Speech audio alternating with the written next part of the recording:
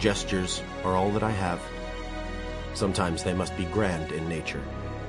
And while I occasionally step over the line and into the world of the melodramatic, it is what I must do in order to communicate clearly and effectively, in order to make my point understood without question. I have no words I can rely on because, much to my dismay, my tongue was designed long and flat and loose, and therefore is a horribly ineffective tool for pushing food around my mouth while chewing, and an even less effective tool for making clever and complicated polysyllabic sounds that can be linked together to form sentences. And that's why I'm here now, waiting for Denny to come home. He should be here soon, lying on the cool tiles of the kitchen floor in a puddle of my own urine. I'm old. And while I'm very capable of getting older, that's not the way I want to go out. Shot full of pain medication and steroids to reduce the swelling of my joints, vision fogged with cataracts, puffy, plasticky packages of doggy Depends stocked in the pantry. I'm sure Denny would get me one of those little wagons I've seen on the streets, the ones that cradle the hindquarters so a dog can drag his ass behind him when things start to fail. That's humiliating and degrading. I'm not sure if it's worse than dressing up a dog for Halloween, but it's close. He would do it out of love, of course. I'm sure he would keep me alive as long as he possibly could, my body deteriorating, disintegrating around me, dissolving until there's nothing left but my brain floating in a glass jar filled with clear liquid, my eyeballs drifting at the surface, and all sorts of cables and tubes feeding what remains. But I don't want to be kept alive, because I know what's next. I've seen it on TV. A documentary I saw about Mongolia, of all places. It was the best thing I've ever seen on television, other than the 1993 Grand Prix of Europe, of course, the greatest automobile race of all time, in which Ayrton Senna proved himself to be a genius in the rain. After the 1993 Grand Prix, the best thing I've ever seen on TV is a documentary that explained everything to me, made it all clear, told the whole truth. When a dog is finished living his lifetimes as a dog, his next incarnation will be as a man. I've always felt almost human.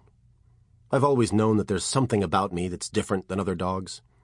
Sure, I'm stuffed into a dog's body, but that's just the shell. It's what's inside that's important. The soul. And my soul is very human. I am ready to become a man now, though I realize I will lose all that I have been. All of my memories, all of my experiences. I would like to take them with me into my next life. There is so much I have gone through with the Swift family, but I have little say in the matter. What can I do but force myself to remember? Try to imprint what I know on my soul, a thing that has no surface, no sides, no pages, no form of any kind.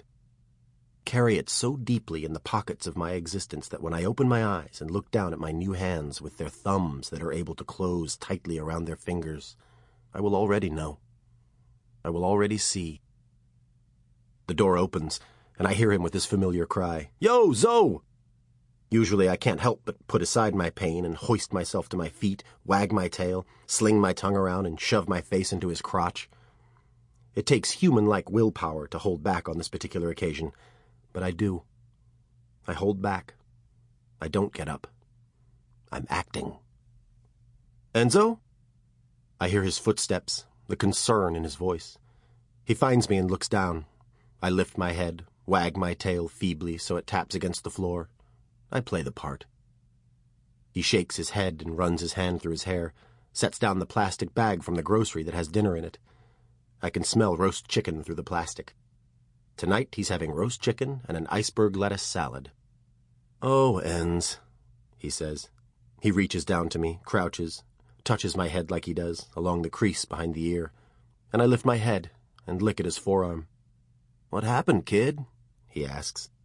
Gestures can't explain. "Can you get up?" I try, and I scramble. My heart takes off, lunges ahead, because no, I can't. I panic. I thought I was just acting, but I really can't get up.